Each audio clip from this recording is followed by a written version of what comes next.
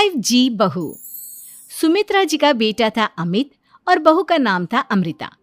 सुमित्रा जी की बहू की बातें सुनकर ऐसा लगता था कि जैसे वो बहुत इंटेलिजेंट है, क्योंकि उससे कभी भी कोई भी सवाल पूछो फट से जवाब दे देती थी।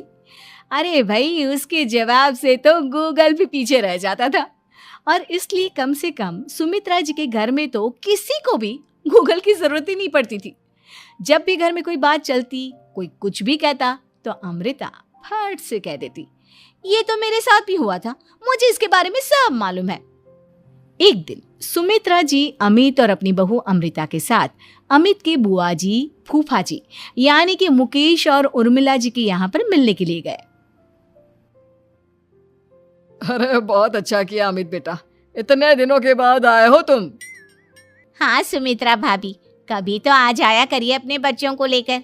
आपकी बहू के आने से तो हमारे घर में भी रौनक आ गई है।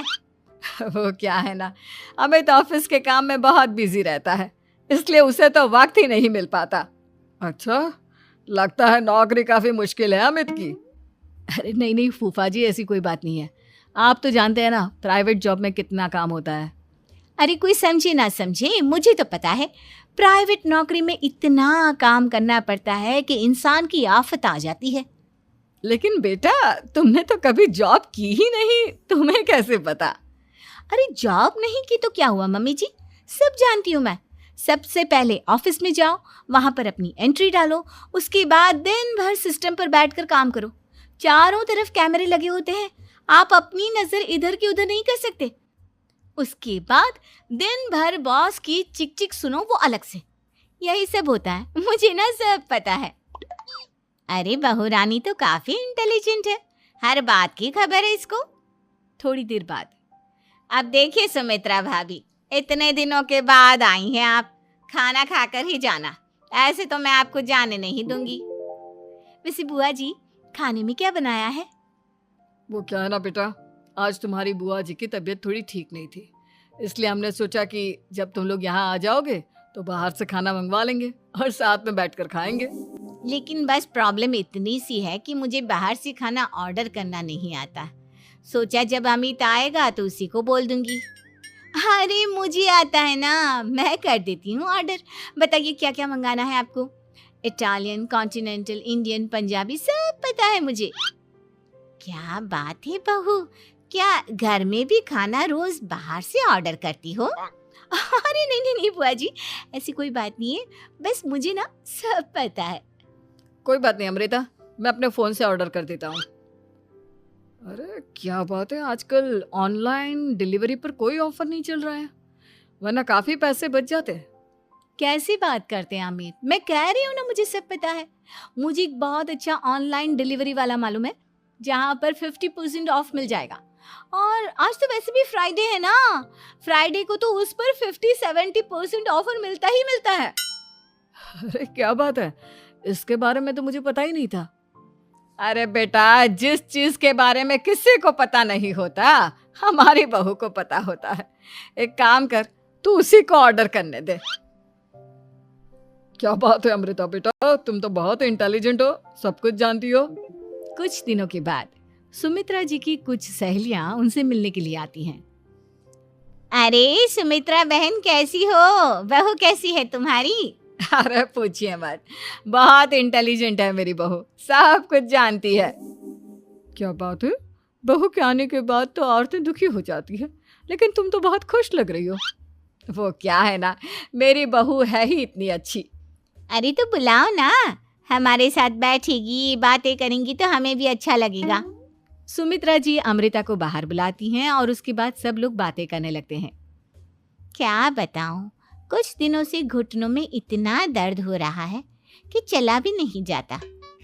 अब बुढ़ापे में तो ये सब चलता ही रहता है, क्या कर सकते हैं। आंटी जी, आप योगा करिए, योगा और साथ में ना काले तिल खाया करिए, आपके घुटनों का दर्द भाग जाएगा। लेकिन तुमको ये सब कैसे पता बेटा? अरे मेरे भी घुटनों में दर्द होने लगा था, मैंने योगा किया और काले तिल के साथ गुड़ मिलाकर उनके लड्डू बनाकर खाए, एकदम ठीक हो गए हैं मेरे पैर। अमृता, ये तुम क्या कह रही हो? इतनी कम उम्र में तुम्हारे पैरों में दर्द कैसे हो सकता है? अरे मम्मी जी सच कह रही हूँ, एक बार अगर कोई ये नुस्खा अपना लेना बस मजा आ जाए। ठीक है बेटा, अगर तुम कहती हो तो मैं ये करके देखती हूँ। मुझे सब पता है आंटी जी, ये मेरे साथ हो चुका है, इसीलिए तो बता रही हूँ मैं आपको, ऐसे नहीं बताती किसी को। कुछ दिनों के बाद अमित अमृता को अपने दोस्तों के साथ घूमने के लिए ले जाता है। क्या यार, क्या जिंदगी हो गई है। सारा दिन ऑफिस का काम करते रहो, अपनी हेल्थ पर तो ध्यान ही नहीं दे सकते। अरे क्यों नहीं दे सकते अपनी हेल्थ पर ध्यान, सब दे सकते हैं। इंसान चाहे तो कुछ भी कर सकता है। क्या बात है भाभी, आप इतनी श्योरिटी के साथ कैसे कह सकती हैं?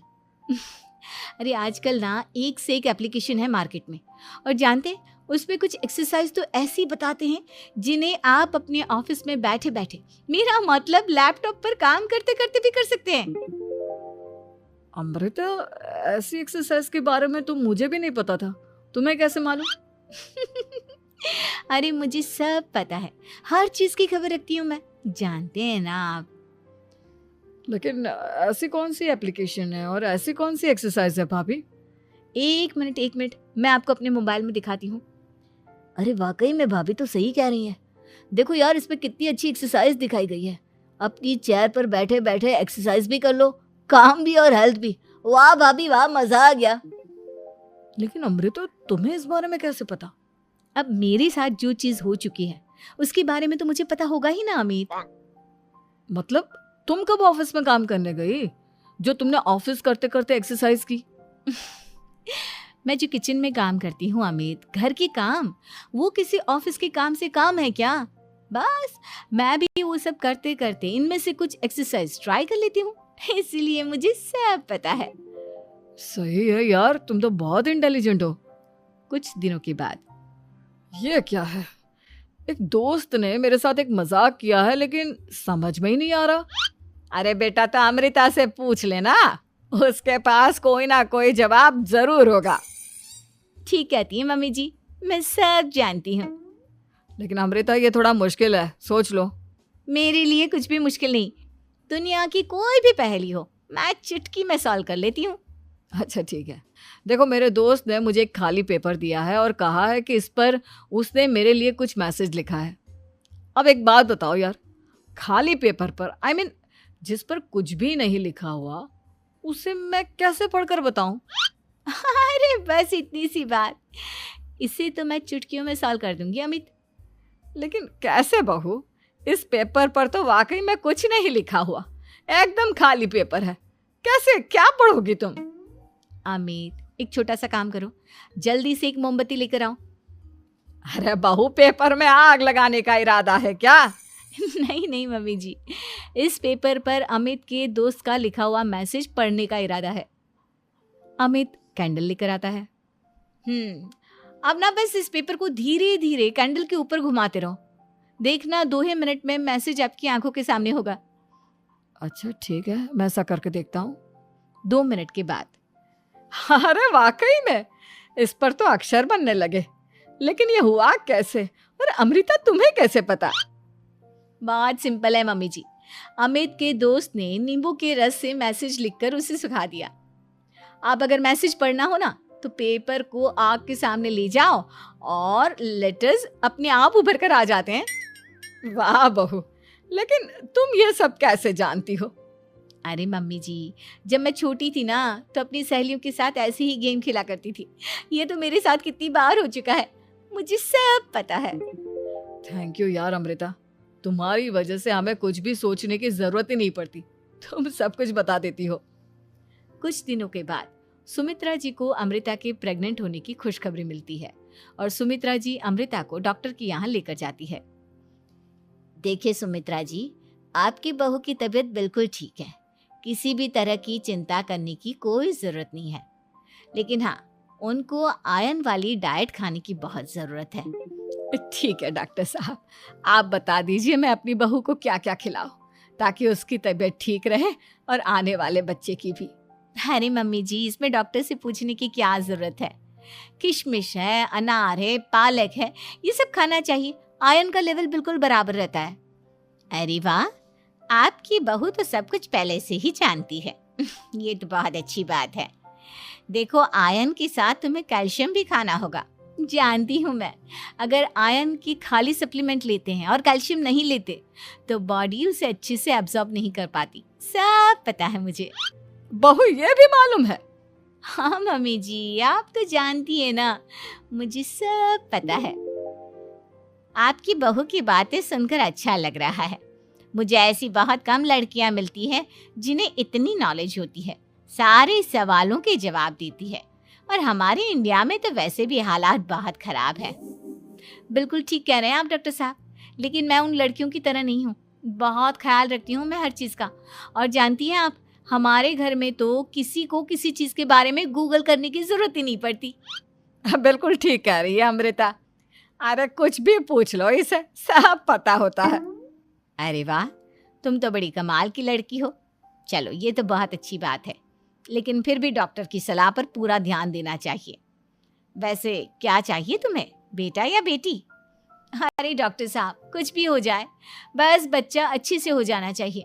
मुझे तो दोनों में से किसी से कोई भी परेशानी नहीं। और सुमित्रा जी, आप? डॉक्टर मैडम, मुझे तो लड़के और लड़की में कभी भेद करने की आदत ही नहीं है। पोता आए या पोती, मेरे लिए तो दोनों एक बराबर है। सुनकर अच्छा लगा। वैसे आप जानती हैं, हमारे यहाँ पर तो लोगों को बड़ी बेचैनी रहती है ये जानने की कि पेट में लड़का है या लड़की, लेकिन विदेशों में ऐसा नहीं होता। हाँ, वहाँ पर तो सब कुछ पहले से ही बता देते हैं ना। ये भी कोई बात हुई भला? लेकिन तुम्हें कैसे पता कि वहां पर सब कुछ पहले ही बता देते हैं? अच्छा, हाँ, तुम तो सब कुछ पहले से ही जानती हो ना। तुम्हारे साथ तो सब कुछ पहले से ही हो चुका होता है। नहीं मम्मी जी, ये तो मेरे साथ पहली बार हो रहा है, इसलिए मैं ये डायलॉग नहीं बोल सकती। अमृता की बात सुनकर सुमित्रा और डॉक्टर दोनों हंसने लगते हैं।